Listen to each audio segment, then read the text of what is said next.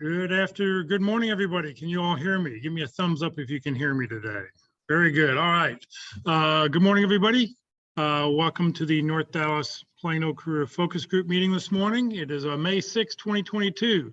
I apologize for any technical issues that may happen. I am, for the first time in 2 years, I'm at the Christ United Methodist Church at Parker and Coit trying out the internet connection and seeing if we could actually start meeting back in person and being able to put stuff out here. So, if we can continue to do this. So any technical issues that happen today, I apologize. We'll see what happens. I've got about half the setup ready to go.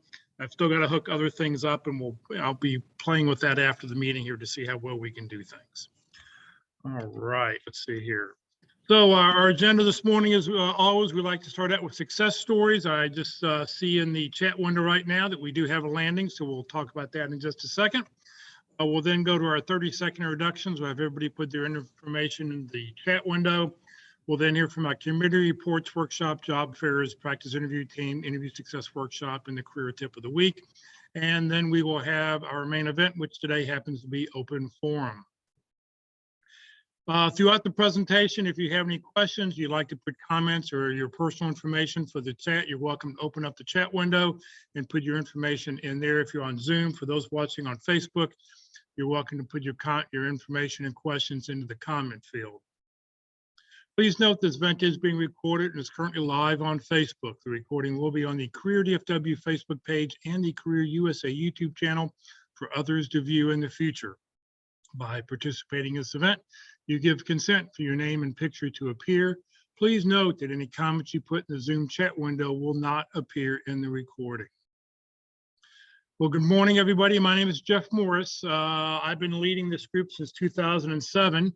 The group's been around since the late 1990s. I took it over in 2007 when the leader of the group got a job and said, who wants to take over? I think I scratched my face. He said, okay, Jeff, you're it. So I've been doing this ever since. It's sort of weird to be back here.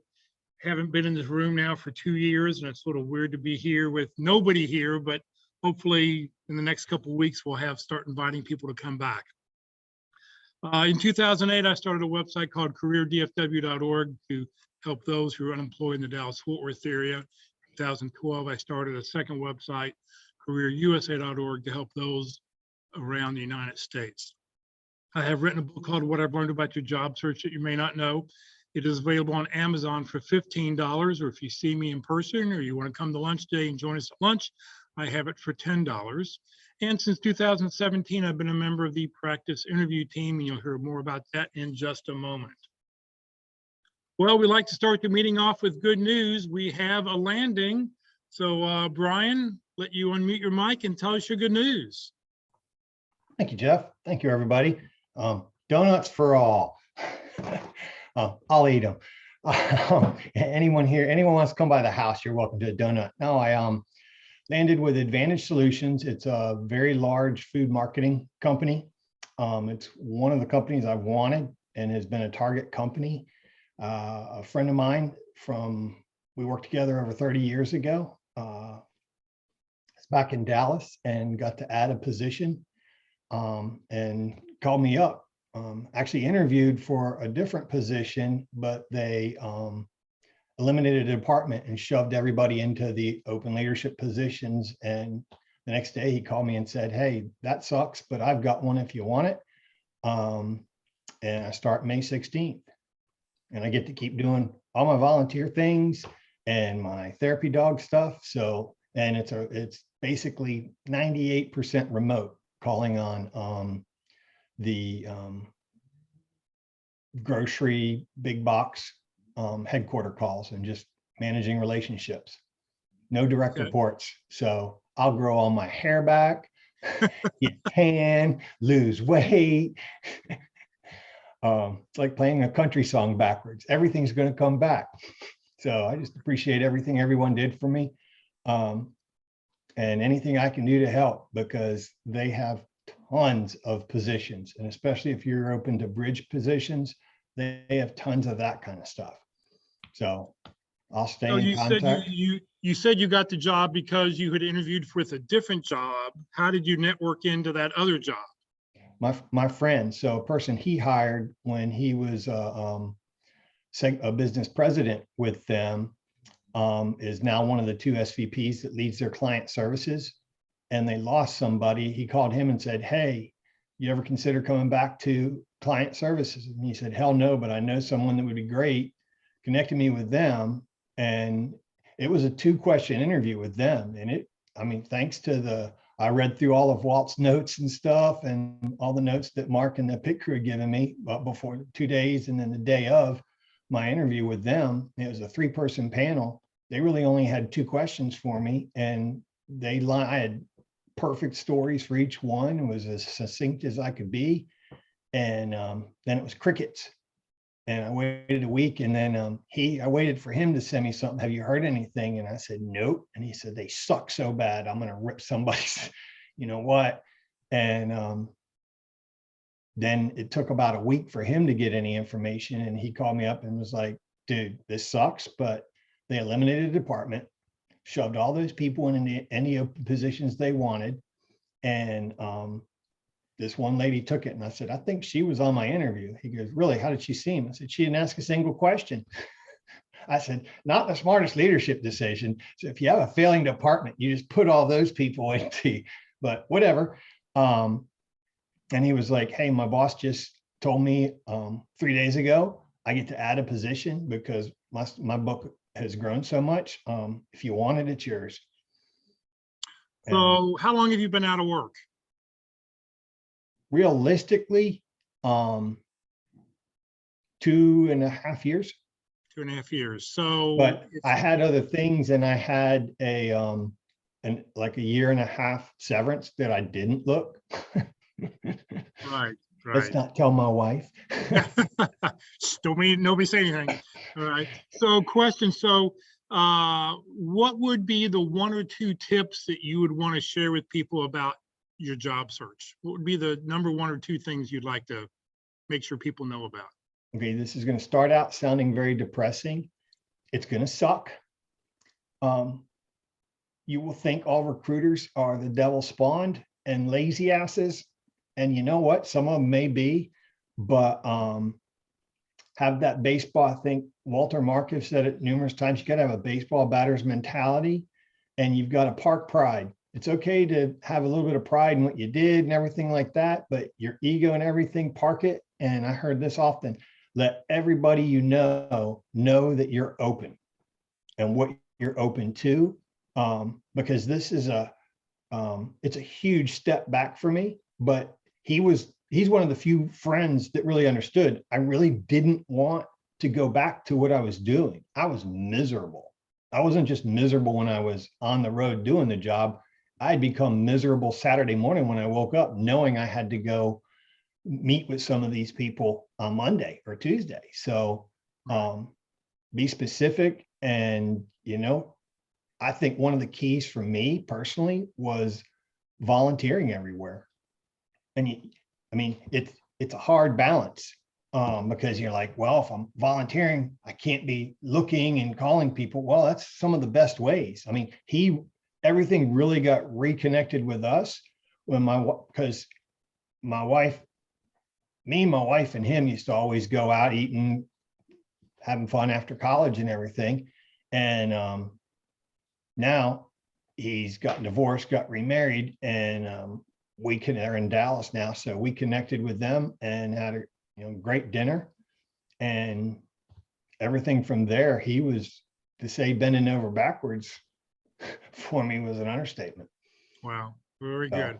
All right, well, Brian, congratulations. Thank you very much. Eat donuts for all of us. So you'll put on some weight today, and then you'll lose it over the next few weeks as you're out about talking to your new customers. So congratulations. Do we have any other landings? Anybody else landed? Any other news? Going once, going twice? All right. What we'd like everybody to do now is open up the chat window, and we'd like you to put in your 30-second introductions. We'd like to know who you are. Tell us your name, comma, phone number, comma, email address, position you're looking for, and then list 2 or 3 target companies. And hopefully everybody this afternoon, I will get this out to you by 3, 4 o'clock this afternoon. And when you get that email this afternoon, please look it over. Look to see who else what companies do you maybe have contacts at, who you can help, how you can help somebody do something. It would be really appreciated. So put your information in the chat window right now. Also, I use that information to update the roster. So you will only get the email if I know you're here. I'm only going to know you're here if you put that information into the chat window. So we'll put 30 seconds on the clock.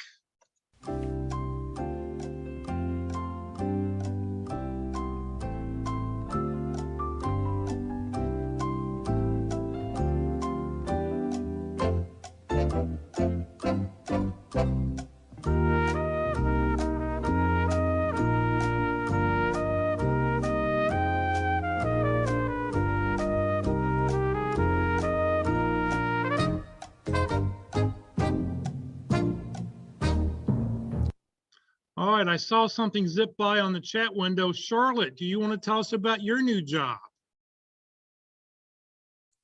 Okay, I'm not sure exactly what you want to know. Well, just tell us how you found it and what you're going to be doing.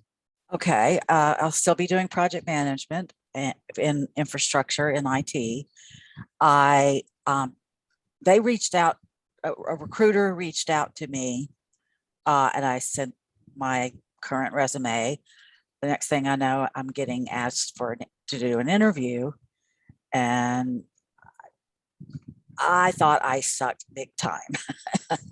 I got nervous, but I did answer all the questions, and I guess I answered them and he liked the answers, because that afternoon he called the recruiter and said to hire me. And there we are. All right, so who will you be working for? Can you tell us who that is? Or Yeah, it's Publix IT.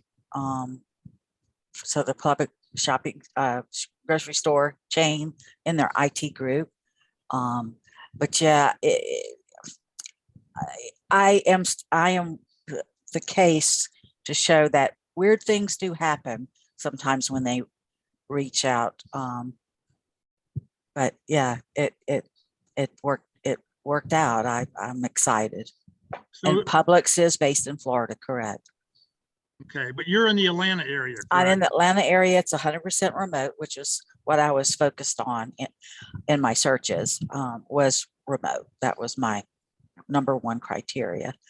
And I think I'm going to like it. We'll see. But yeah, thank you. Yeah, how do you think they found you?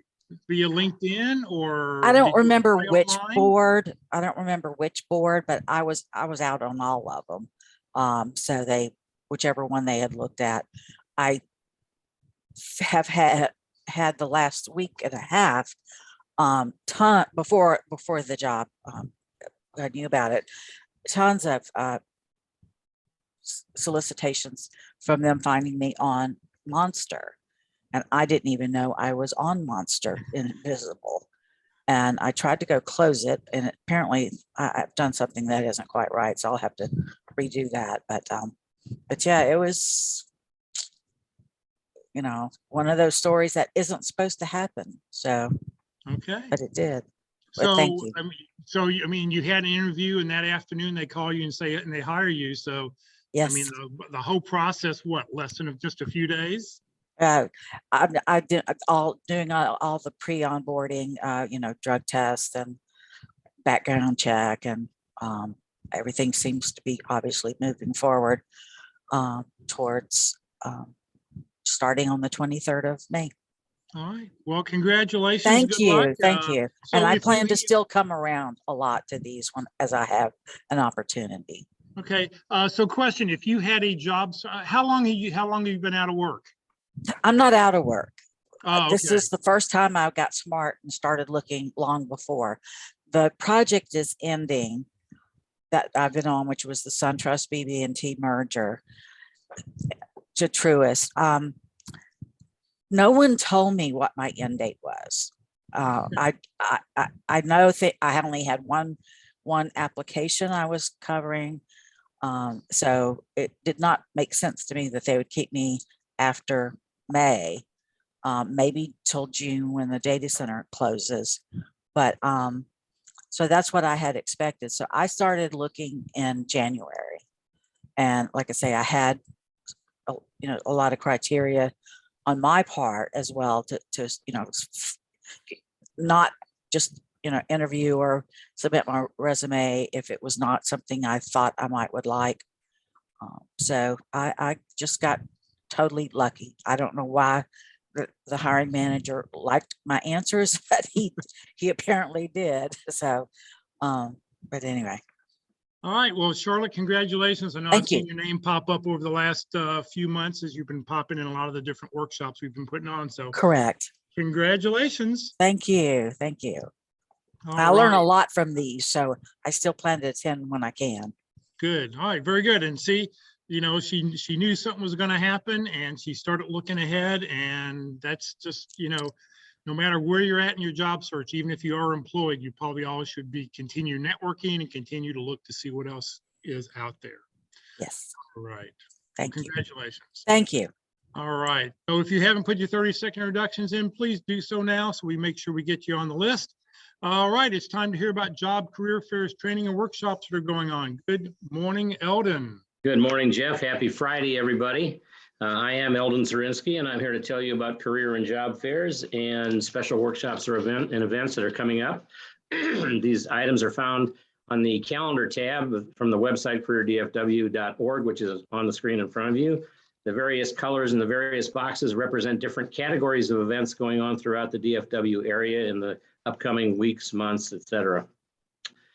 I go through these items fairly quickly, so if you hear something that catches your ear, I would urge you to go to the calendar, click on that item, find out more about the event. Usually there is a link to find out about the event as well as to register for it. All right, having said that, this week's upcoming career and job fairs, there will be a hiring event at Fastenal in Denton, Texas. I hope I pronounced that correctly. It'll be Tuesday, May 10th from 11 a.m. to 3 p.m. at their distribution center, which is at 3833 Airport Road in Denton. And there are a list of positions in the calendar announcement. There's a website there. It's just a regular www.workintexas.com. Several positions with job posting IDs that you can find out about. There is another hiring event in Denton, Texas on Wednesday, May 11th from 9 to noon at 5800 North I-35, Suite 100 in Denton. The employers on this list are scheduled to attend and have immediate job openings. Again, this is sponsored by, I think, the Texas Workforce Commission, which is www.workintexas.com, and you can register before attending the hiring event. The calendar does contain a listing of various companies that will be there, along with the types of positions and job position IDs that are available. And finally, a Reunion Tower hiring blitz will be held Thursday, May 12th from 10 a.m. to 1 p.m. at the Senior Source, which is located at 3910 Harry Hines Boulevard in Dallas. And there is a way to apply online. There's a link on the calendar. So I urge you, if you're interested in that, to go to that link and find out more. This week's special workshops or events. There's a workshop on learning how to use Microsoft Word 2016. This is a 5-day virtual class. This is the last of the 5-day. This was a 5-day class, and this is the last day, was May 6th, which is today, from noon to 1:30 p.m. on Microsoft Word. There is a similar class next week, Monday, May 9th through Friday, May 13th, from noon to 1:30. Virtual class on how to use Microsoft Excel 2016 Basic. This is designed for beginners as well as those experienced users who are looking for a refresh of basic skills and concepts. It introduces program terminology, autofill, flash fill, conditional formatting, ranges and tables, introductory formulas, filtering and data validation, among other topics. There's a link to participate in that, and this is sponsored by Jewish Family Services, and the course is taught by Philip Konecki, who's a trainer and career coach. Excuse me.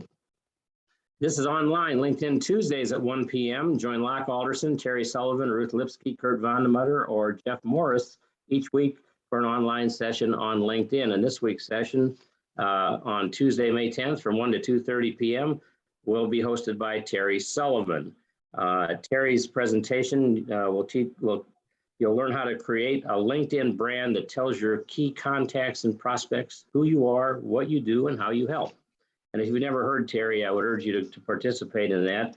There's a Zoom link and a Facebook link to do so. Also online, interviewing Wednesdays at 1 p.m. Wednesday, May 11th from 1 to 2:30 p.m. You can observe a practice interview from the practice interview team, and there's a Zoom link to view that. And if you've never participated in the pit crew, I strongly urge you to do that. That's one of the best experiences you'll have in getting ready to interview for the real thing. Finally, online networking webinar, Thursday, May 12th from 1 p.m. to 2:15 p.m. Join Career DFW and careerusa.org on the second and fourth Thursdays from 1 to 2:15 for their networking seminar. They'll have a different speaker each session talking about networking, and there is a Zoom link and a Facebook link to participate in that. And you can find that again in the calendar. And that's it for this week. Great. And of course, the most important date on there is Sunday. It's Mother's Day. So don't forget your mother this coming Sunday. Eldon, thank you very, very much. All right. Let's see here. If you know somebody who's recently been unemployed for a long time, if they don't know about Career DFW or Career USA, please let them know about the websites. They're totally free. They're here to help you land your next great opportunity. All right, it's time to hear about the pit crew. Good morning, Mark. Hey, good morning, Jeff. And seems like things are going well from broadcasting from the Christ United Methodist Church.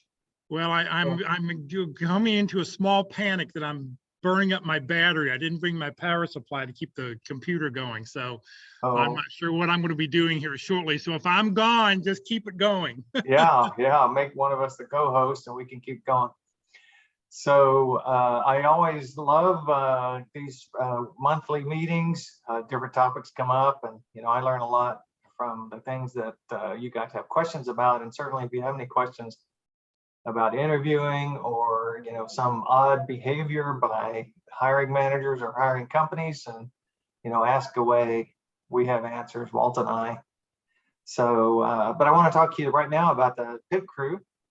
And congratulations to Brian. Brian was a member of the pit crew. So, one of the first things I need to do, and he needs to help me, is to find a replacement for him. So, the pit crew can keep going.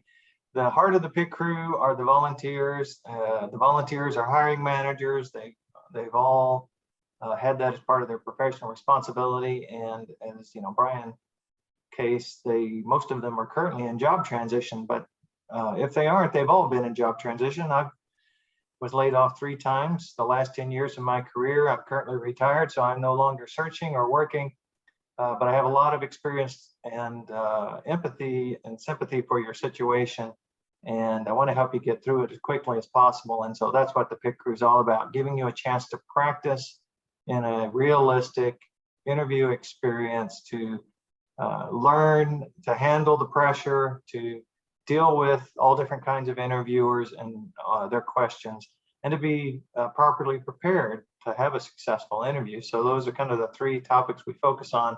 And it's all built around giving you a chance to prepare, on your own, and then go through a practice interview where we have 3 interviewers in a panel interview format. And right after we're done, the interview takes about 45 minutes. And then right after we're done, we're going to go into discussion about that interview experience. And so you'll get feedback about things you did well and things you might consider doing differently. And you can practice as many times as you like. Our tagline is, practice early and practice often. And practice early means practice early in your job search process before you have one of those interviews that's, going to put some money on the line. Go ahead and practice. Pick a job description that looks good to you.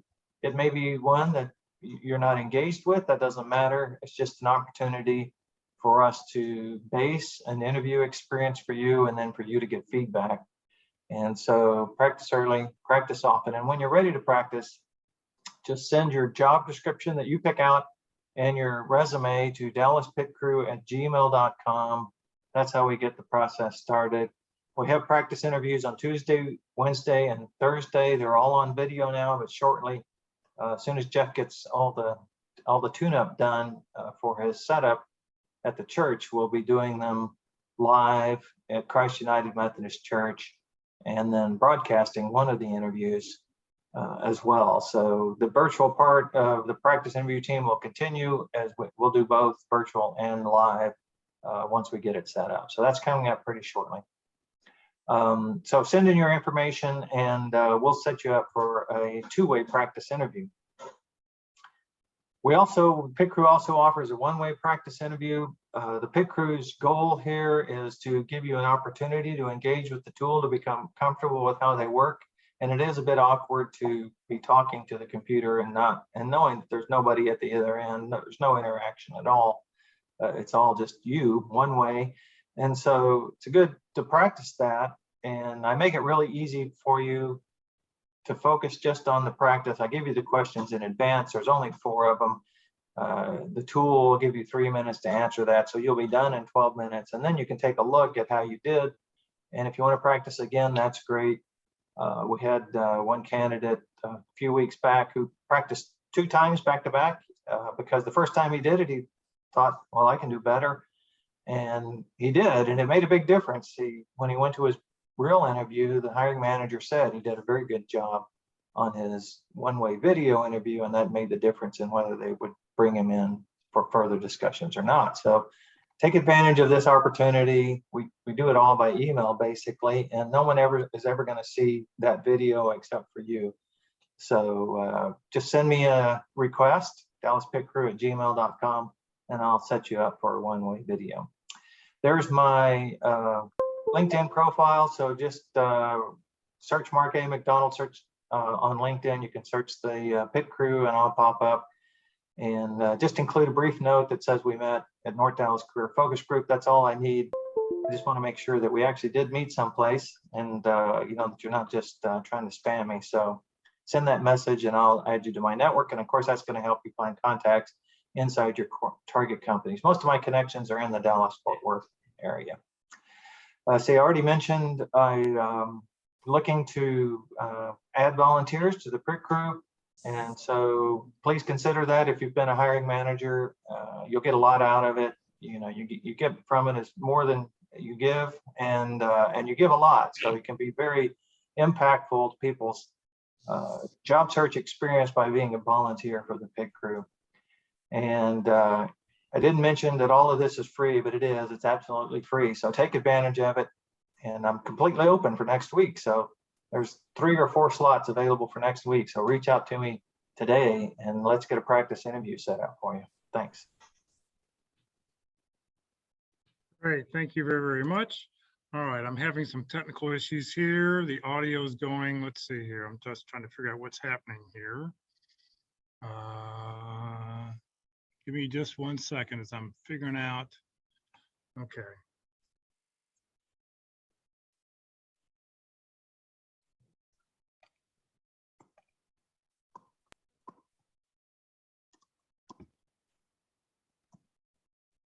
Okay, good afternoon, Walt, or good morning, Walt. Well, good morning. It's good afternoon somewhere, so it applies. It doesn't matter that way. Good morning, everyone. Welcome to the Friday group. You know, what about me? Who am I? Well, I'm retired. I've been in IT for more years than I care to announce, and I've also been in leadership roles and in hiring people. And then when I lost my job after 25 years of downsizing, that sort of thing, I really flunked an interview. And I said, you know, on the hiring side is one perspective, and on the candidate side is a completely different perspective. So just what is it that I need to do in an interview? And I went back and looked at my hiring things. I said, you know, what is it that people are looking for in a candidate? And I came up with 3 things. We all know about the what we do side. I call it the I do side. You know, my background, my experience, the activities, the actions, and things that I've done in my past. But you know, when you hire somebody, you don't hire them just because they can do it. You want to know the type of person they are. What is their character? What is their personality? Would I enjoy working with this person? The likability factor. Sometimes people try to summarize it into a simple perspective, but it's the I am side. So I hire people who I like, who I would like to work with, who approach things, and the way they talk in interviews is just as important, if not more important, than what the actual content of that interview. And then the last thing was I help, because when people are looking for somebody, they're looking for somebody to achieve certain objectives. It's not just your job that we're looking for, it's just the value that you bring in that job. So I built the I am, I do, I help model back in 2000 and put together an interview workshop to help people gain those skills. So it's very fundamental. I heartily support the PIT crew. I think that's a great opportunity for us to practice. But I look back and I said, you know, as we look forward in our jobs, we spend a lot of time on, some of us spend a lot of time figuring out what we're going to do next. You know, what's our target? What do we want to do? And some of us already know that. But then we got to put marketing materials together. We spend a lot of time on LinkedIn and resumes and bios and business cards or whatever it might be. How do I sell myself? Because that's what the opportunity is going to be that is presented to us. And then there's the interviewing side. And how much time have we spent in the first two, you know, getting all your LinkedIn stuff and your resume, but then we get to the interview and a lot of us don't do anything. We just learn the hard way. We just go into an interview and figure it out over time. And so Mark and I are really strongly involved in trying to help you prepare for that to be successful. And it's the person who sells successfully that gets the opportunity more than the person that can do the job successfully, because most candidates can do the job. So I put together a workshop, very informal. You have to be registered to attend, and I do a couple of people at a time. And we go over the fundamentals of selling, of who we are, what we do, and how we help. How do we differentiate ourselves from those other candidates? So you'll be interviewed. We'll go over the 12 categories of questions. We'll look at options, structures, strategies that we might use in responding to those questions, because it depends on who's asking, what the question is, and where you are in the process as to how we might formulate a response. So I help with those kind of fundamentals. So be glad to have you participate and join. It's done over Zoom. Send me a note on my Yahoo address, walt_glass@yahoo.com. I'll give you some opportunity dates to sign up and register. So it's very, very informal. We're focusing on learning. It's probably 60–70% learning and 30–40% on actually practicing the interview. But you will get a video of your interview. You need to see yourself, see how it looks to others, because it's the perspective that others have of us that get the hire, not what our perspective is. It's all about them. So I'll be glad to have you participate and join. And since you don't have to sit in a chair and have all this life flashing in front of your eyes, we're going to have an experience what I call learning without squirming. Do not give interviewers platitudes. Rather, display our positive attitudes. It's the key to making the difference, and you will be the candidate of preference.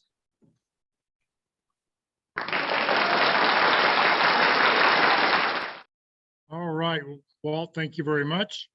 All right, it's time to hear the career tip of the week. Good morning, Rosanna. How are you doing today? Good morning, Jeff. Good morning, everybody, and happy Mother's Day weekend.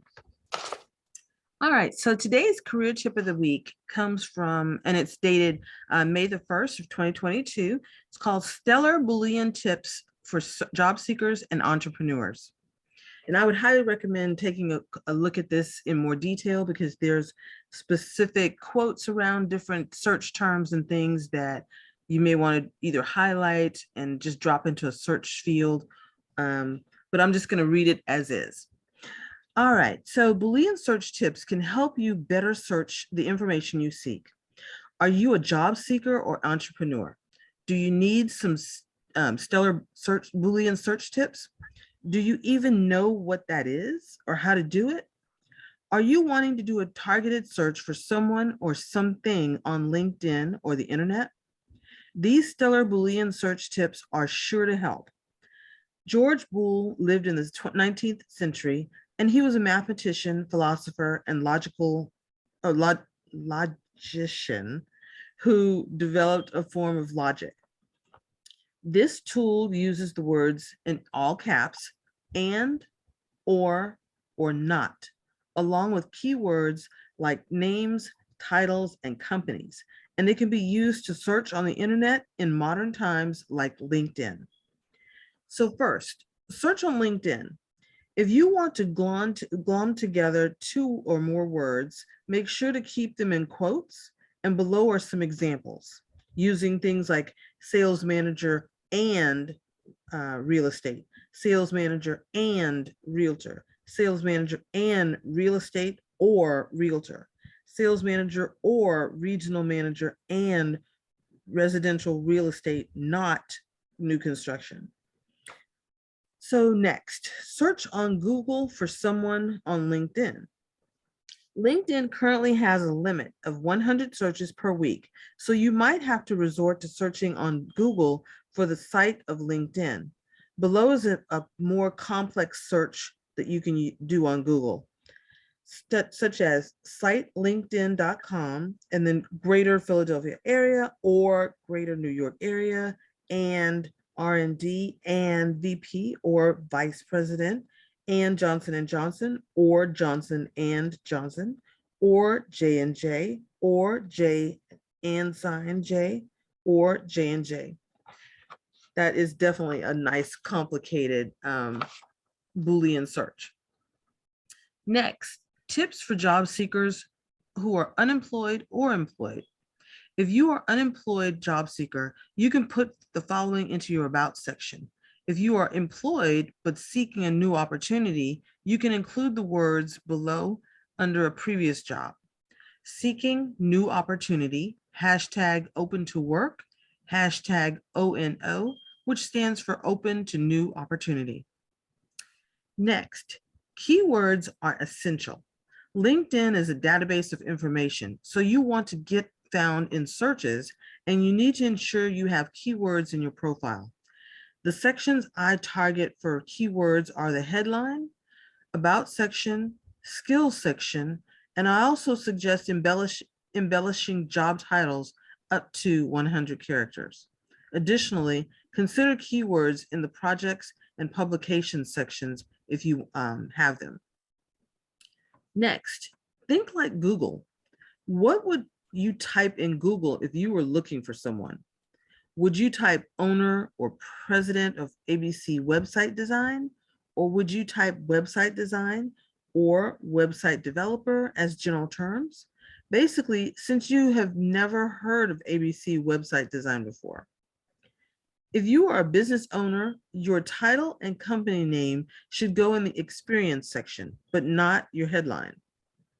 You want to use keywords in your headline and add a unique selling proposition, USP, and then check it out with a tool like Share Through, which you will find in my LinkedIn newsletter article. Next, think like a recruiter or talent acquisition. You might want to read these articles by Sherm, Talent Lift, and Intello on how someone in talent acquisition searches for candidates. Then you can reverse engineer your LinkedIn profile on how you want to be found.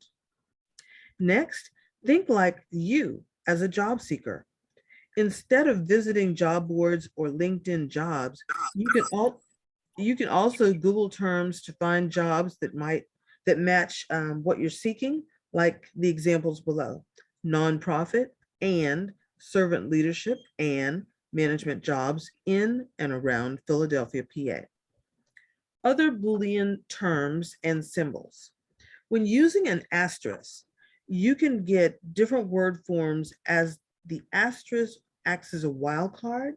For example, recruit in quotes with an at followed by an asterisk might turn up recruit, recruiter, recruiters, recruiting, recruited. When using a double asterisk, it will turn up forms of a particular word in different tenses. An example of sell with two asterisks might turn up sell, selling, sold, etc. There are other Boolean operators for computer scientists, but we will keep this topic focused on the average searcher. So hopefully you will give these Boolean So hopefully you will give these Boolean tips a booyah and not a boo-hoo, and they will lead you to your boom town. This is an article by Lynn M. Williams. She is the executive director of the Greater Careers Group, a volunteer-run 501c3 nonprofit organization that provides career education and networking connections for one, job seekers in career transition, including veterans, and then two, employed and self-employed for career management. So that is the career tip of the week. Thank you very much. I know it's a tough one to read and hear because it's something you really need to go view because of all the little details and what's in capitals and what's not. So please go check it out. It's a really great way to, if you can learn how to use Boolean searches, it will really help your job search. All right, today for lunch, come join us today. We're gonna go to Mama's Pizza. They have a pizza buffet, pasta, salad bar, hot, and of course, the favorite always is the hot cinnamon rolls. Come join us. Mama's Pizza is 2130 West Parker Road. It's on Parker, a half block west from Custer. It'll be on the south side of Parker. So please join us. If you know where Scotty P's is, it's at the opposite end of that building at Scotty P's. So today, 12 o'clock noon, high noon. Hopefully we'll see you there. All right, in just a moment, we'll have our main event. We'll do open forum. We'll talk about whatever it is you'd like to talk about. And I just want to mention some upcoming sessions. Next Friday, Friday the 13th, in fact, it'll be Reference Solution with Mike Ray. He'll talk about how to use reference solutions to find companies that you may be interested in working for, companies that you may not even have thought about. It's a great way to expand expand companies that you would never think about or never consider being employed by. So you can check that out next Friday. And then in 2 weeks, Jeff Crilly will be with us to talk about free publicity, how he got to where he is, how he used media. And I mean, back in his day, it was video cameras, and how he got to where he is. And it's always an interesting sort of motivational story about, you know, if you promote yourself well enough, you can get yourself where you need to be. Just a little reminder, Career DFW and the North Dallas Plano Career Focus Group are two different organizations. Career DFW is a 501c3 that I started back in 2008. The North Dallas Plano Career Focus Group's been around since the late 1990s. The group, I mean, both groups, the only common thread between both groups is that I happen to lead both. If you want to overthrow me here on the North Dallas Friday morning groups, you're welcome to do so, but you're not going to get Career DFW out of my hands. So this is not the Friday group of Career DFW. All right, we'd love to see your smiling faces. We're going to do open forum now. So if you'd like to, we'd love to be able to see your face. Turn on your camera so we can see who's out there. It would be really beneficial. So we're going to go to open forum. I'm going to stop sharing. If I can get my mouse over here. There we go. And it's open forum. So if you have questions, let's hear them. Questions, questions, questions. While people are thinking, just certainly congratulations to Brian and to Charlotte for their landing and their stories and their efforts to move forward. So congratulations to you both. All right, I have a question. You're gonna have to turn on your camera to answer. So raise your hand if you've had a face-to-face interview recently, the last few weeks. That's part one of the question. Who's had a face-to-face? Not for the job I got, see if though. your camera's not on. Face-to-face, but virtual. Face-to-face, but virtual. Well, you're gonna have to tell us about that one. Okay, so if you had a face-to-face interview, did they make you wear a mask, or did you choose to wear a mask?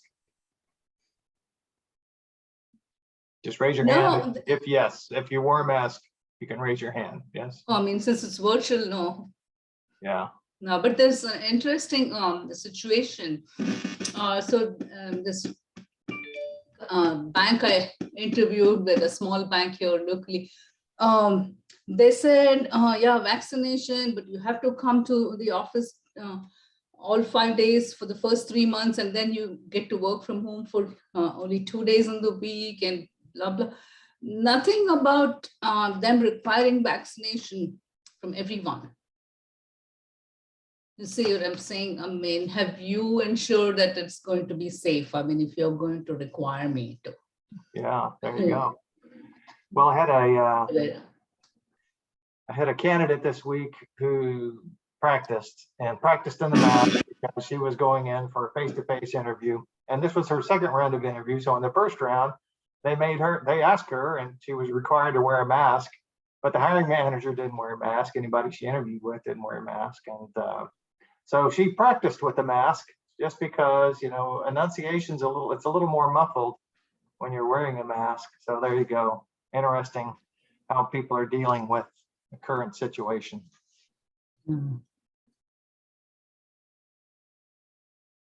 All right. What else can we answer? Questions about your job search? I have one. Okay.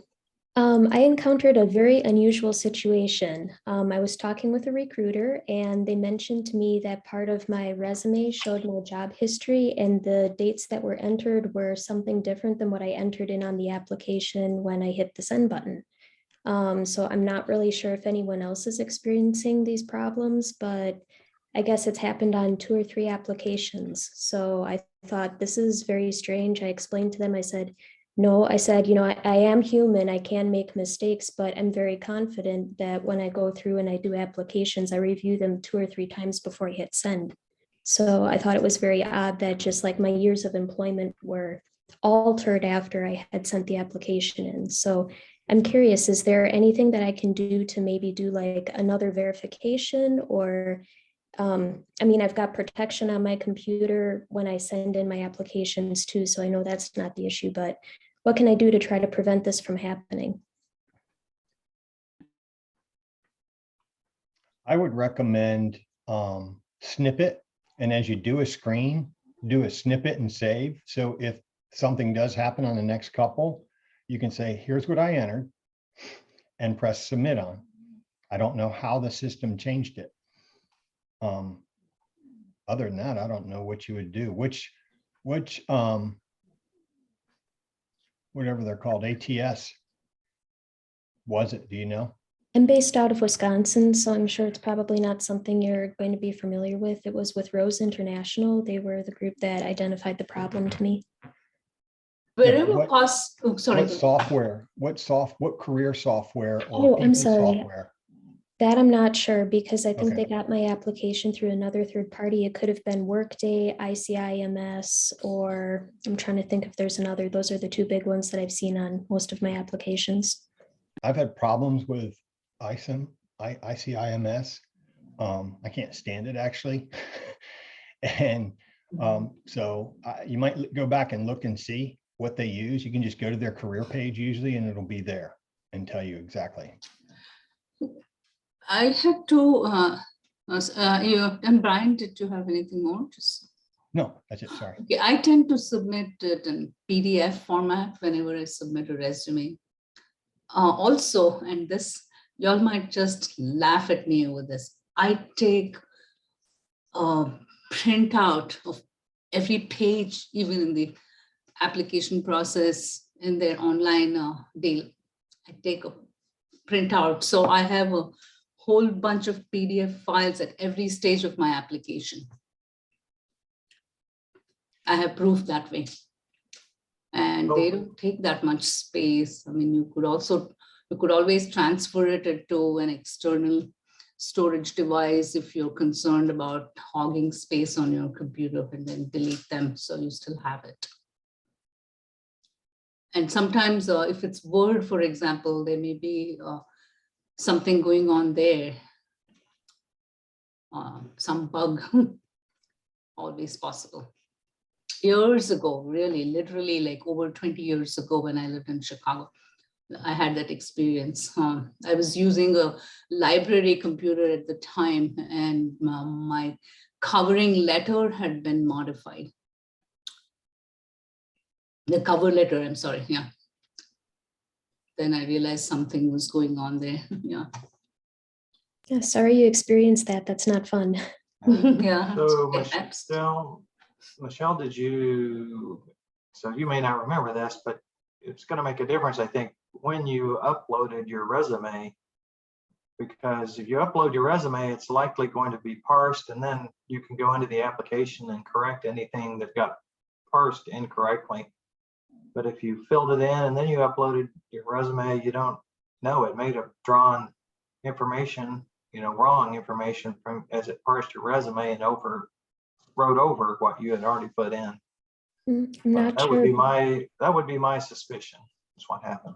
What I did do is I did upload my resume, but then I have noticed that sometimes there are some alterations that are made. So usually I go back and then I'm fixing whatever was parsed out incorrectly. So that was the case in the situation. I did make corrections and made sure everything was correct, but it was just after I had submitted everything and reviewed it thoroughly, the recruiter told me that when they received it, information wasn't matching up. So Yeah.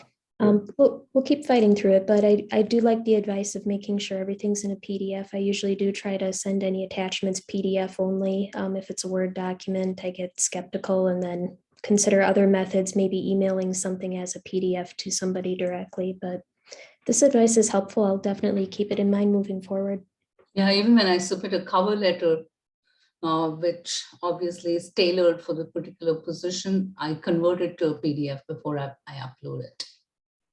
Yeah, I mean, Brian talked about the snipping tool. I use the snipping tool all the time. Now I'm on a PC, so if you're on a Mac, it's a different program, but I've actually loaded. So here's a screenshot of the snipping tool if you're not familiar with it. Microsoft has said for a while that they're moving it to something else called Snip and Sketch, but I use the old snipping tool. I actually keep it down on my toolbar so that, it's right down there with, the programs that I use all the time, because I probably use this every day because I need to snip something, I need to capture something to save it and put it in a file. So, if once you've completed your application or something and you go back and you want to view it, try using the snipping tool. It's a very effective tool. And it just takes screenshots of stuff. Yeah, I use it all the time. Right, Jeff, if I may add, not just snip that portion, but the entire screen. So you're also proving what URL, the address that you're on, and your timestamp, because your clock is at the bottom. So you have full proof of what you've done. The snipping tool is a great idea. And then you could just keep pasting them onto a Word document and then save it as a PDF, so it takes less space also. And yeah, and you can show that it hasn't been altered. Right. Michelle, sorry you had that kind of problem. It's okay. We're going to overcome it. So what did the recruiters say? I mean, when things didn't match up, was it off by a day or two? Was it off by years? I mean, what was off? Yeah, it was the dates of employment. So it was off by a few years and I was kind of surprised. I have a nice summary up at the top that it kind of gives an overview of kind of what I've done and accomplished. So if you were reading it and thinking critically at the same time, you'd catch that, yeah, something wasn't matching in terms of like how it got transposed onto the electronic application. So Right. yeah, I work in the fraud industry. So it's like I looked at them and I said, this is just very unusual. I said, based on my career experience, I would not do something like that. So this is very unusual. But Right. Maybe it was a test. that's what I thought. We'll see what happens. They wanted to see what your answer would be. Yeah. Here you Did go. they actually show you the proof, or did they just talk about it? They just talked about it and went on and dismissed it. So that's where I was like, okay, I had some skepticism, but we do our best. We try to kind of turn the negative into a positive. And it's like, well, I learned something there today. I learned fraud is everywhere. So Right. that's all right. We'll overcome it, but thank you. Very good. All right. What else can we answer for somebody? I've got a question. Yes. And this isn't necessarily about finding, but I like to kind of jumpstart when I'm going into something new, whether it's a promotion or a new company. And even though I know people in this company, any books besides the first 90 days that you have found beneficial or helpful to reading right before you start a new venture? Any recommendations? Anyone? Anyone? Books that anybody recommends? I could suggest Dale Carnegie's How to Win Friends and Influence People. That's always a classic. I've got that one too. So thank you. Personally, I like a big bowl of candy on my desk. I listened to a thing last night where a gentleman suggested Empowered Networking by Catherine Jewell, Jewell.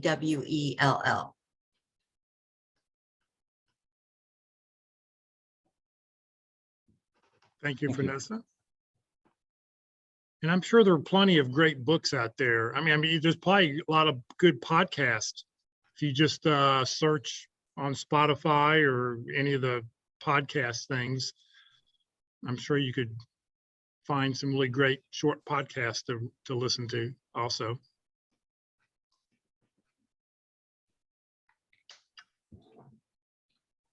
I would say never eat alone, but since it's almost all remote, it's just me, the old fat boxer who's down here snoring, and then the rambunctious teenage labradoodle.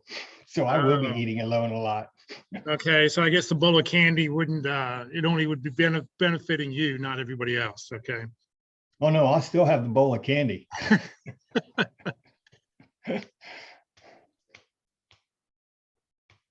Anybody else have any recommendations on books?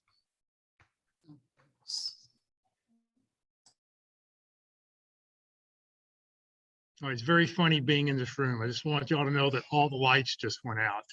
So it's, this is very, very different being in a room by yourself, and they have motion sensors. So I'm gonna get up and turn the light back on here in just a second. What else can we talk for somebody? Oh, I wanted to encourage everyone to show up in person. Honestly, I forgot that you were meeting in person today, or might have been there really. But anyway, because pest control is expected here with no appointment, so I probably have to stay in today.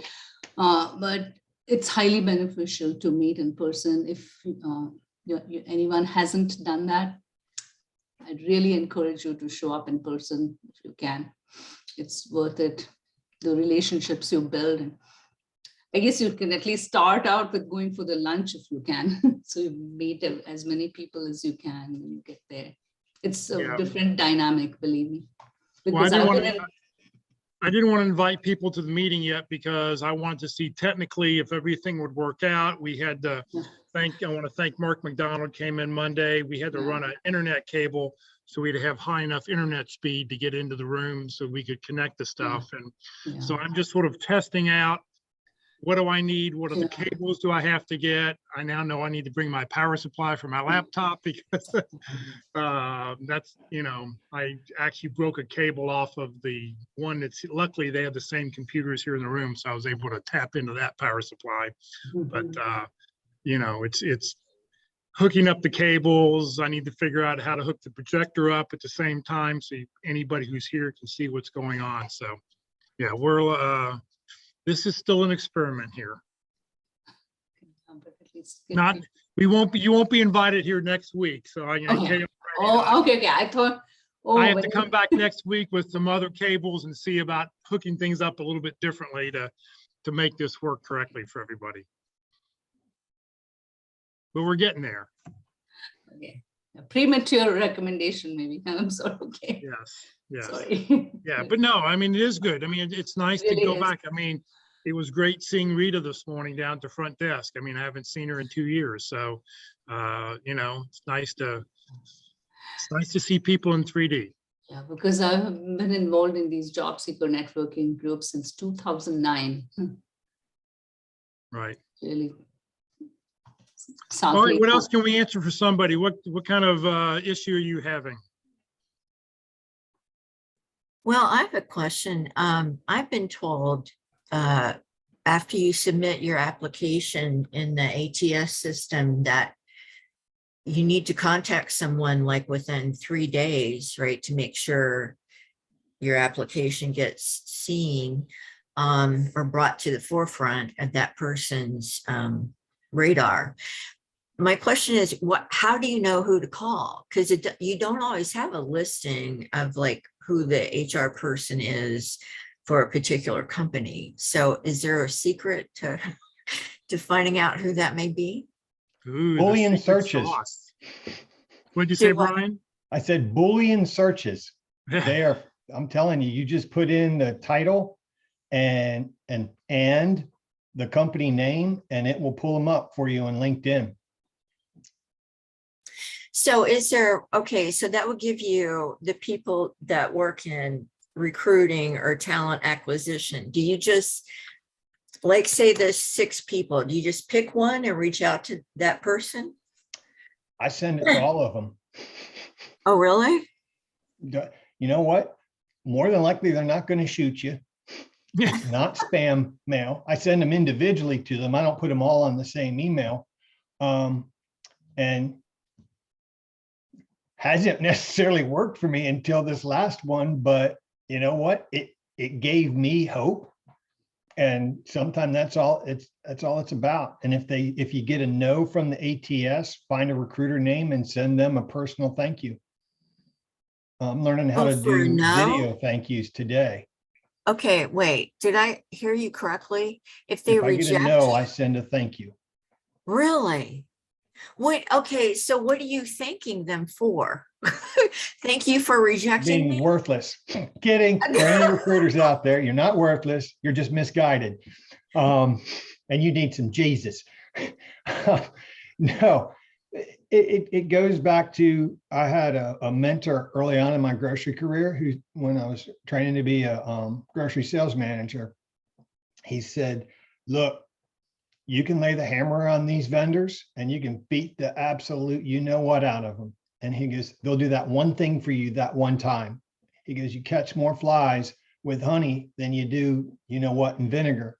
And he said, treat people right, treat them with respect. And he goes, even if they don't give you what you've asked for, thank them. And over time, that type of mentality is going to change how they view you. And I'll be damned, he was so right. It changed how I treated all the vendors that came into the stores, because I had to do all the grocery and beer and wine departments for Albertsons in Houston, reopenings, turnarounds, remodels. And when I was leaving, when Albertsons was pulling out, I had every single vendor in that vendor community came to me and said, you want a job with our company? I heard about this company. And they would always, at any of these turnarounds or openings, they would do anything I asked. And I've taken the same approach. I actually keep they're not really recycled paper, but they kind of look recycled paper, but they're a lot cheaper. Right on my desk with some forever stamps. As I get one, if I have their address, boom, goes in the mail. Unless I'm able to, I carry them in my laptop bag. So if I ever did get a face-to-face, I could write one out in the parking lot or in the lobby and walk it back to the receptionist and say, would you mind giving this to Bob or Steve? I appreciate the time they gave with me. And if nothing else, I looked at it like, because I heard so many stories about people doing that, and they didn't get that opportunity, but then they found a better opportunity or a different opportunity. And that's kind of what I'm looking at, because Advantage Solutions just went through an IPO a little over a year ago. So there's a lot of people at the executive levels in that company that another 6 to 9 months aren't going to be there. And they're worldwide. So I just looked at it like, you know what? It's a great time to get in there. And I would just take that approach to it. Make it as multifaceted as you can. Yeah, Vanessa, you reach out, you go on LinkedIn, you see if you can do a Boolean search, like, you said, and find the recruiters. And, you know, some recruiters, if there are 6 or 7 recruiters, one of them may be for college recruiting, one may be for CEO. You'll sort of realize by what they're doing that maybe they're not the right recruiter. So maybe you don't reach out to them. But if you can't find any recruiter, look for the recruiting managers and email or, you know, send them a message, because by sending them a message or calling them up, what are they going to do? They're going to push it down the line to the right person. So even if you can't find the recruiter, go to the talent acquisition manager and send them a note going, I am the perfect candidate for this job. And you put the job requisition number in there,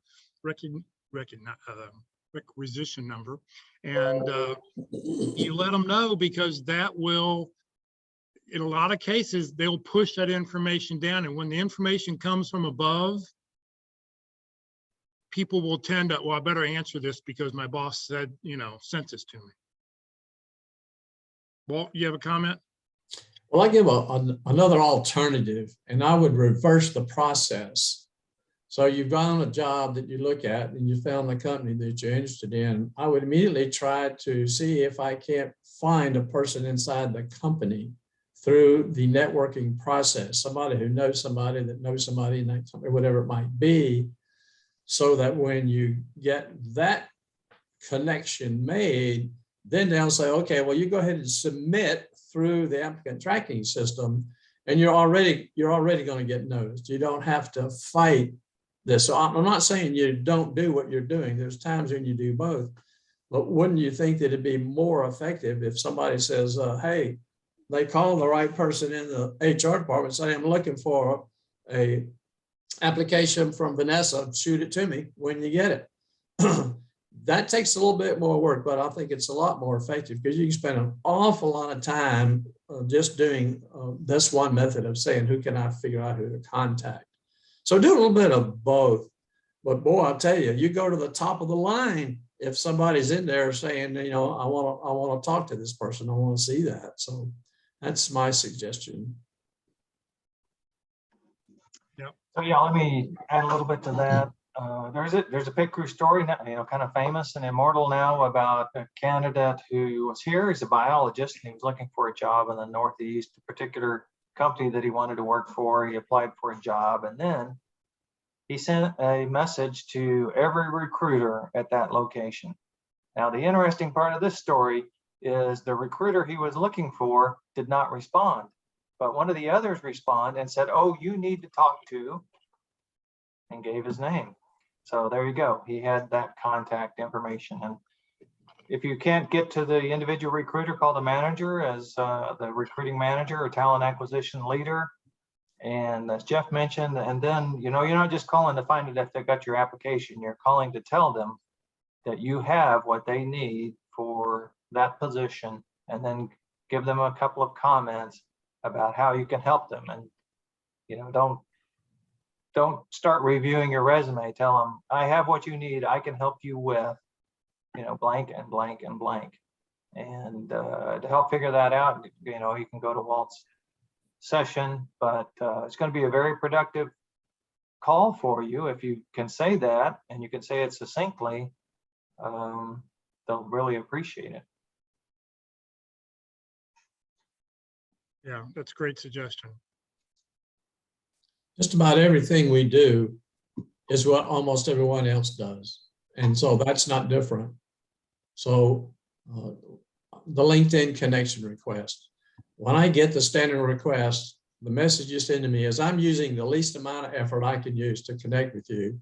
I don't really have a purpose in connecting with you that seems to be interested in you. It seems to be more that I need to have connections out on my LinkedIn. And so that's all the wrong kind of message that we want to send. So what is it that you say? What can you say in a connection request that really stands out?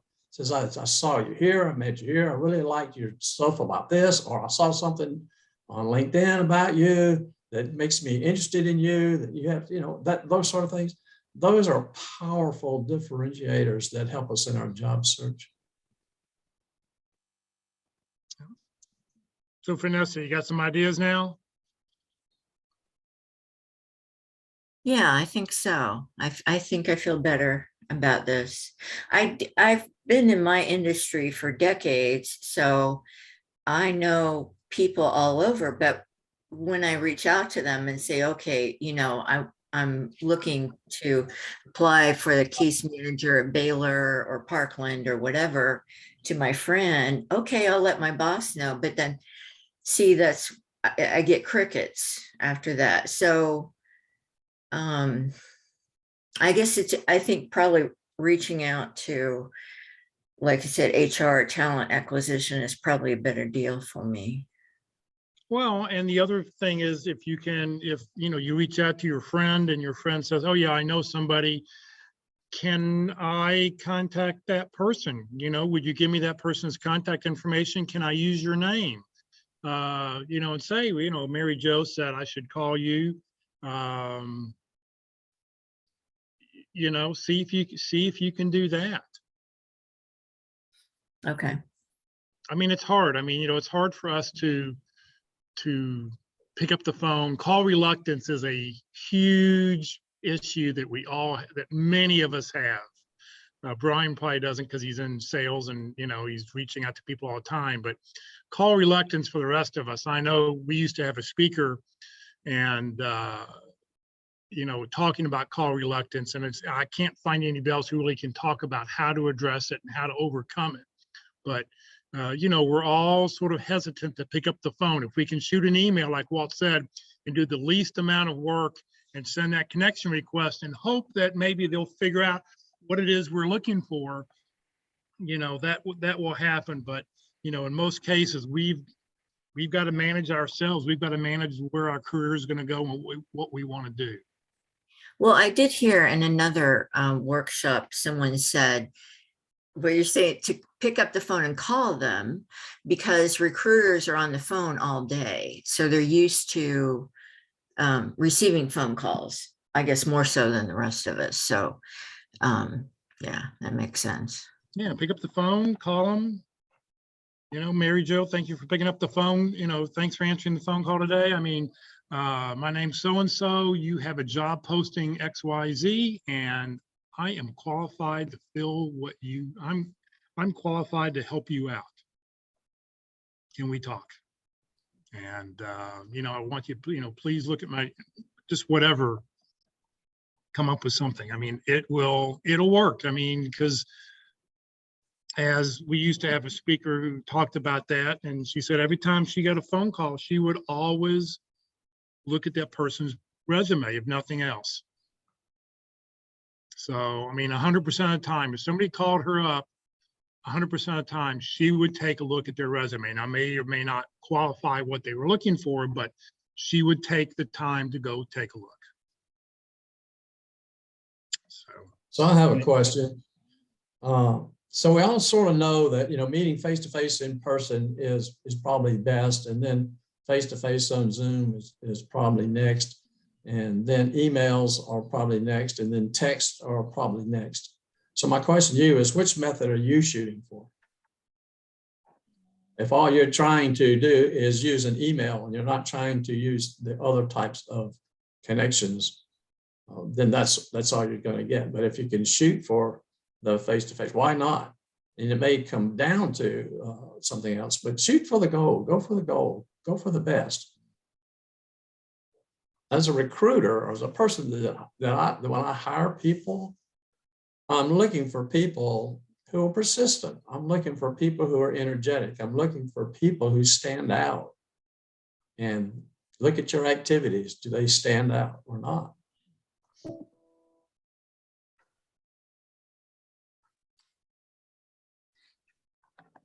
I have a suggestion there. Can I make that suggestion now? Yeah, go ahead. Yeah, sometimes, especially if you go to their LinkedIn profile, you see that they're involved in certain organizations, and those organizations have monthly meetings and those kinds of things. So if you sign up for that, you're likely to meet not only them, maybe others. Yeah, I agree. I mean, I know one of the things you do is to reach out in your professional organization, which I'm on the board of directors. And I have in years gone by, that is how I got one of my very good jobs. It's for some reason I'm just having more difficulty this time. My last 3 jobs, it was just through networking, people I knew. But I'll keep keeping on.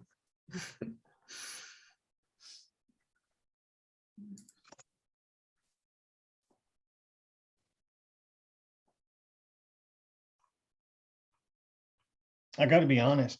I wish I had gone through what I've gone through for the last 2.5 years at a much younger age, because pardon my language, I probably would have been much less of an ass to some people. Total truth. It is. I am such a different person from a work perspective, even though I haven't started yet. I know some of that may seep back in, but just having gone through this and experienced what it's like, there were so many things, because I never, since I was 16 years old, had to look for a job. They always found me, and people in my network always helped. And then I became so in such a survival mode because of the horrible situation that had basically, we had acquired a bunch of really crappy companies with deplorable people that I couldn't stand before we hired them. Then when I found out what they were really like, I was like, oh my God, 2 morons have a baby. It now works with me. But it's changed me. So my recommendation would be be mindful of this going forward, of the people you can help, because I'm totally having I'm looking through the list already and getting ready to send people LinkedIn connections saying, hey, like Michelle, I have a very close friend that is the chief people officer at a medical company. And it might be in Eden Prairie, Minneapolis, I don't know, that area up there. But I'm going to send her your contact information. And if she doesn't have something in her company, she'll know somebody, because she's extremely well connected up there in the Midwest. But, always just looking for stuff.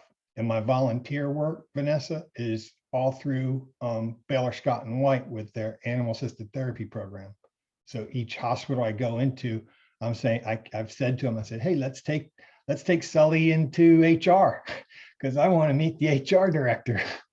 Right. Yeah, I love that. Tell you what, it worked in college. Granted, I had a girlfriend when I got my first dog. Best way to meet girls was down That's at right. It's a chick Research magnet, Park yeah. on a Saturday or Sunday afternoon. I'd bring my little boxer puppy. Not that I'm like perving out here at the hospitals, but everybody comes out of the woodwork when they hear there's a therapy dog. Yes. So yes, absolutely. Yeah. Yeah, thank you.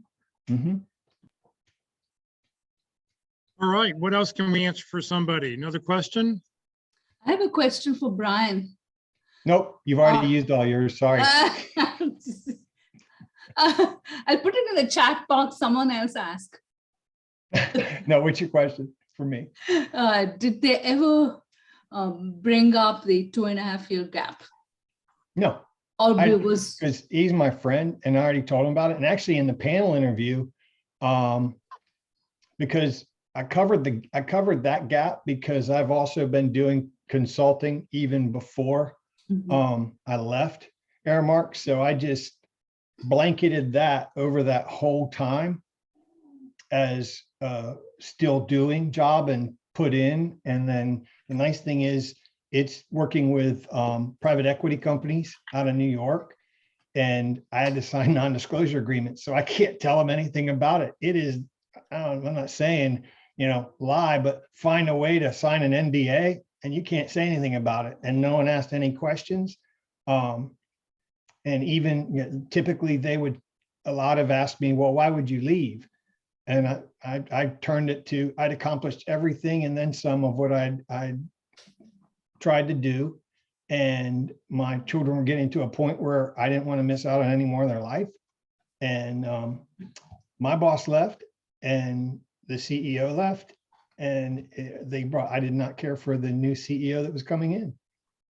And his vision was not a growth vision. Proof is the 6 years I was there, we had the best numbers, not only in North America, but the globe for Ellier. And they haven't made my segment hasn't made a single number since I left. And the year I left, I left at 3 months into the fiscal, we were already over 50% of our goal achieved. So you really got to be sad to not make that number when you had 9 months to do half the work. But no, I addressed it head on. I would address my age head on. I turned it into a joke because I heard Phil Resk out of Career Care talks about one of his clients just wanted a job to finish his accounting career, and he was a retired CFO, and he just wanted to go in at a VP level.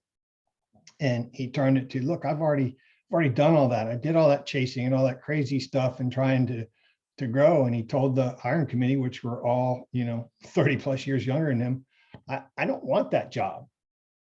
Wouldn't you like to have me as a mentor, be able to help you avoid all the pitfalls and put yourself in the best place, best position within the company or industry?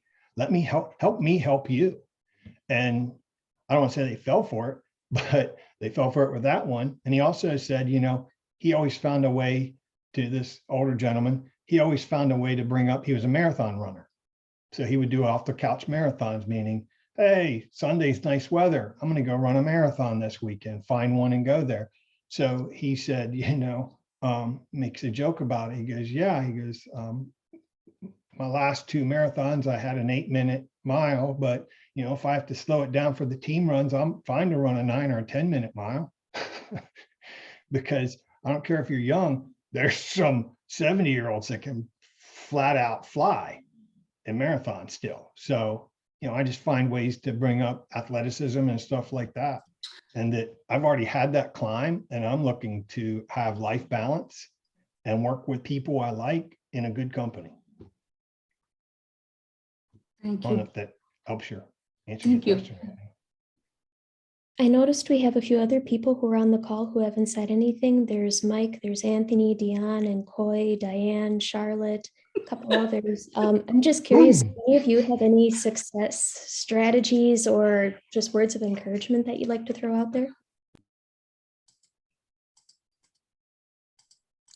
Don't give up, because I started in January searching for a position, and I wanted it to be something that I would go to and like what Brian was saying, and look, hopefully like the company's position and all that. But yeah, if I can get a job the way I did, then everybody else can too. So hang in there.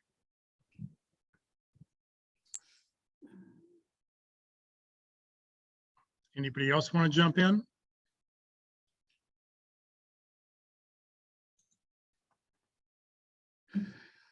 Well, I have a question then to ask for those of you. The job search process is one of rejection. It's not going to happen. So rare that it's going to happen. The first thing we try, it works. So my question to each of you is, those of you who have been through the crickets, been through the somebody else was hired on the rejection and things like that, how do you handle that?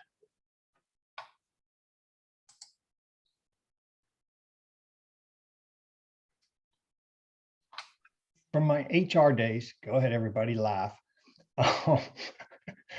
I learned a lot about Sarah. What's it? Shock, anger, resentment, and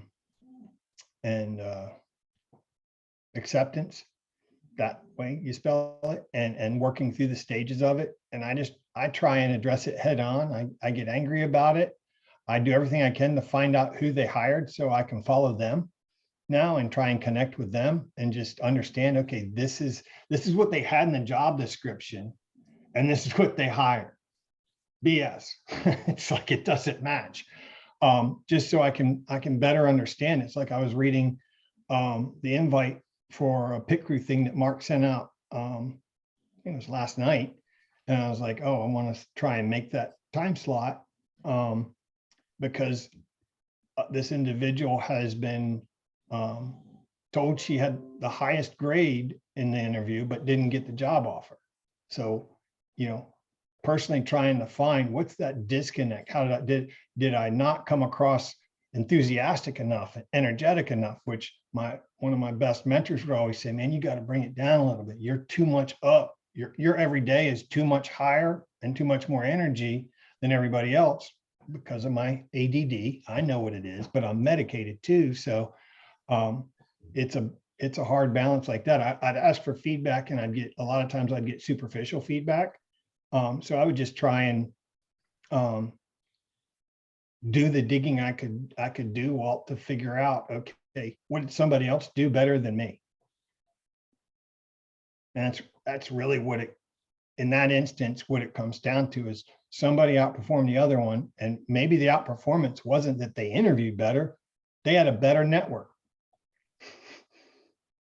Yeah, you never know what's going to get somebody. You never know what's going to get somebody hired. I mean, I think as Tony Bashara says, no is the second best answer you can get. Yes is number one. Yes, you got the job. Number two, no, you didn't get the job, and it's time to move on. It's that mystery of everything else where you're not sure, is it still going on? If you're not being, you're not getting in information, that's always the toughest of all. And when you do get that no, send them all a thank you note. I mean, I've told people this before. You send them all a thank you note. You appreciate the time they spent, and then contact them 60 days later and let them know that you're still interested. You really enjoyed meeting them, that, if there's anything, maybe something new has opened up in the company, because you never know, they could have hired somebody and that person doesn't fit, or that person talked a good game and isn't meeting the goals. We've had 2 people since I've been leading the group in 2007. There's been 2 people out of this group that have gotten a job that way because they reached back, were told no, they reached back, they sent a thank you note, they reached back out 60 days later, and they got hired, and they bumped out the first person who got hired because they just couldn't do the job. And they were the number 2 candidate, and, they just put themselves in the right place. So no doesn't mean no until they get a restraining order. And even when they have a restraining order, cops Well, are so busy. I don't know about that. I think if I had a another restraining order, that would be. Here's another true story just on that point. My older sister, phenomenally intelligent, fluent in French. When she'd gotten out of her master's degree, had actually taught English in France for 2 summers. Tried to get a job with a .com company here in Dallas, a startup, as their translator, because they had a number of their initial clients were French companies. And she didn't get the job. They gave it to some guy, and she was pissed. And she said about 3 weeks later, the hiring manager called her up and said, "Hey, Pam, are you still available?" And she's like, "Well, I thought you hired that other person." And they were like, "Well, we did." And it turns out he didn't really know how to speak French. And how the hell you get hired for a job to be a translator and you can't speak French? Oh, oui, oui. I used to give her so much crap over that, but she made so much money at that company. She got hired, and then from there, she taught herself to program, managed programmers. They had a lot of Harvard and MIT engineers on her team, and she had to manage them, which she hated. But that's another one. She was still available. Even though she was pissed that she didn't get it, she was very polite and professional about it. And they called her and she had the job 3 weeks later. I can't tell you some people are great interviewers, and boy, they get to where they actually have to do something. It's hard to verify every story people tell you when you're interviewing them. So the truth comes out rather quickly if they're worth a crap or not. Yeah, I can share an instance of that. At one of my former jobs as a hiring manager, and I interviewed this nurse. This was to do utilization review. So you get clinical information when someone's admitted to the hospital, and you review it for medical necessity. Well, so in the interview, I said, you know, are you familiar with, have you used a laptop or, you know, any kind of software, Microsoft Office? Oh, yeah. Hired her, and come to find out she had never touched a laptop before. All she had used was a tablet doing home health, where you just do an assessment and that's all. There's no spreadsheets or anything that you have to use in another job. So I had sat down, I literally had to sit with her and go, okay, now this is a mouse. This is what you do. Click here and click there. Talk to my boss about it. And then both of us went to, the head honcho, and she said, well, figure out what you're going to do. You hired her. So we had a meeting with her, and I was just very angry because I felt I've, taken advantage of. And so I spoke in no uncertain terms. We had a, come to Jesus meeting, and I said, there's no getting around it. You have to know this to do your job. And if you can't go there, then you can't stay, So believe it or not, she had a son who was a doctor, and I think she must have talked to him and he helped her learn some stuff, because when she came back to work that Monday, she could navigate her the system and do her job. Then it was pretty amazing. Yep, we all sometimes need a little bit of help. And yeah, so she had Saturday and Sunday to get some help. Yeah. Now, in that respect, on the tests and certifications, I mean, you can pass the Security Plus, the CompTIA Security Plus, which is kind of the basic qualification for getting into cyber. Yes, I can. I don't want to memorize and pass it. It's going to hurt me later if I don't know the material. Right. I mean, that's why it's taking me all this time. All right, is there something else we can do for somebody?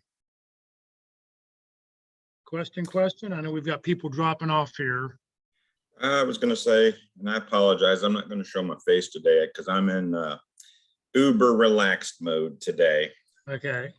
I kind of look at it like there's a poem out there and I can't think of it, but how we tend to appreciate those sunny days after we've gone through the stormy ones. You tend to appreciate the good that much better after you've seen the other side. And the job hunt's no different. And sadly, too, I've found that where I thought I found a dream job, it turned out to be not so much a dream job at one time in my life. And sometimes it's those ugly ones that just turn out to be a diamond in the rough. But you're already making a positive step to your next job or career move by joining these focus groups and getting help from those who are willing to help others.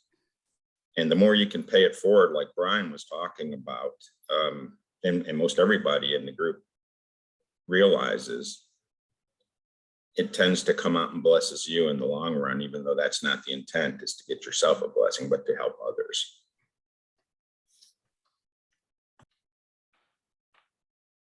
You're right. Thank you for those comments. Anybody else, or should we wrap it up for the day? If you'll indulge me for one more. I was hoping Michelle would help me out with this, but this is what I got for lighting. I know you'll have said it's good as it is. Is it good as it is today? But for example, the lighting and how much of my face you can see, or the expressions. I think it's fine, yeah. Really, Yeah, it's not always that bright outside though. I have all the windows open. Right. Yeah, so I got this thinking, let's do the best, but it's more than annoying. And a friend of mine, so I made her to get a stand. But I think, yeah, it's too much. So I think it's a smaller one. Does anyone have any suggestions? And right now, Brian's lighting's good. Maybe we can pick on him again, pick his brain again. I want to improve it, or at least, when there isn't enough light from outside, I need to have a backup plan. Well, what I use at the house is I just have a lamp that I keep off to the side. So it's, it's off to my right-hand side that I use to give me light from, to give me some light on a dark day. One side though, it's one side, that's the problem. Well, you get sort of, you don't put it all the way over to your left-hand side. You put it, maybe 30 degrees in front of you. So it's hitting, not head on, but just slightly off to one side. This vellum is considered the best. So this is a vellum, but it's too big, obviously, or I don't know how to use it. Yeah, like here, smaller one. Yeah, here you can see the light hitting off the top of my head here because of the lights up in the ceiling. This isn't great lighting where I'm at to do this. Yeah, that's the way it is. I prefer to wear my glasses. So, if I have the lights in front of me or top or whichever one I have, there's something coming You see through. reflection in your glasses. Reflections are not good. So I have, that's why. Lily, I have the same question because I've been working on lighting for 2 years. And so which is better, A or B? A or B? It's not a vision test, just it's a lighting test. I know, yeah. You're adjusting it on that device, right? Like the buttons. So somebody put in the chat window which they like. Here's A. This is without a ring light. Okay, just like the one you were showing, and this is with it. I like A better myself, and there's a bunch of A's in there, a couple B's. Well, I'll save my receipt. That's interesting, even though, it's giving better lighting. This is better. A still looks better. Yeah. Thanks for the feedback. Yeah. All right, well, let me just show a few slides here and we'll get out of here today. Let's see here. Howard, and thank you. All right.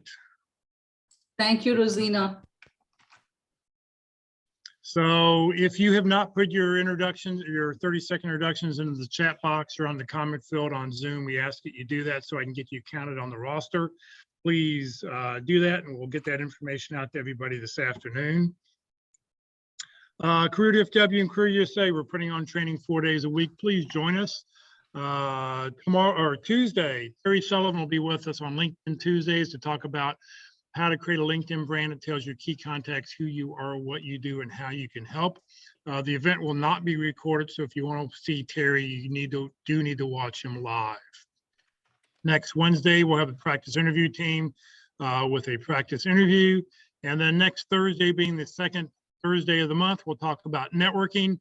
Our speaker actually will be Walt Glass. He'll talk about informational interviewing, how to network using informational interviews. So please join us next Thursday at 1 o'clock.